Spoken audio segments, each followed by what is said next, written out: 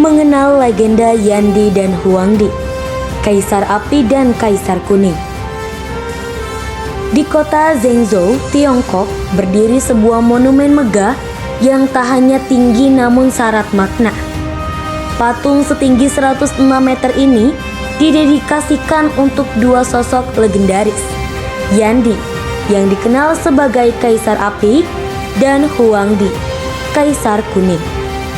Patung ini bukan hanya sekedar karya seni, melainkan simbol dari akar peradaban Tiongkok yang mengakar pada masa kuno. Kedua tokoh ini dipercaya memainkan peran penting dalam sejarah Tiongkok, meski kisah mereka seringkali dianggap sebagai legenda.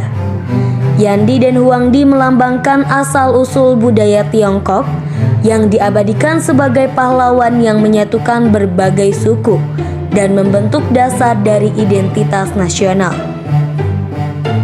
Melalui mitologi dan sejarah yang dipenuhi pertempuran dan aliansi, pengaruh mereka terus terasa dalam kebudayaan Tiongkok modern, memperkuat cerita tentang masa lalu yang membentuk wajah negeri ini.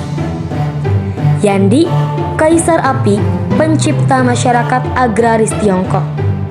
Yandi atau Kaisar Api adalah sosok yang diyakini berjasa dalam menciptakan fondasi agraris Tiongkok kuno.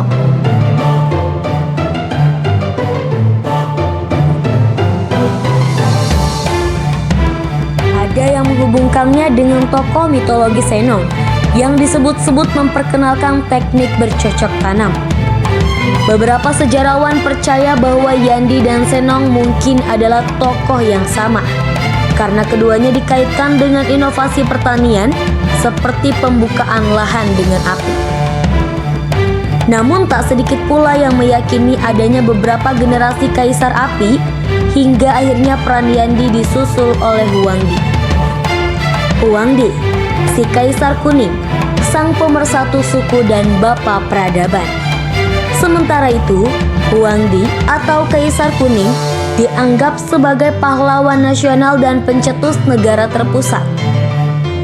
Kisahnya dimulai pada abad ke-27 sebelum Masehi, ketika ia dikisahkan menaklukkan berbagai suku untuk membangun dominasi politik dan budaya. Huangdi tidak hanya dikenang sebagai pemimpin yang kuat, tetapi juga sebagai pelopor teknologi, termasuk astronomi, matematika, dan sistem penulisan Tiongkok.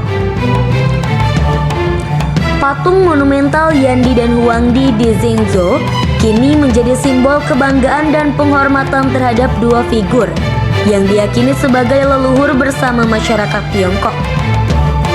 Meski berada di antara sejarah dan mitos, Yandi dan Huangdi tetap menjadi ikon yang terus hidup dalam ingatan kolektif masyarakat Tiongkok hingga hari ini.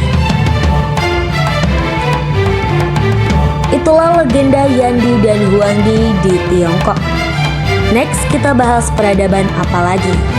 Thanks for watching and see you next time.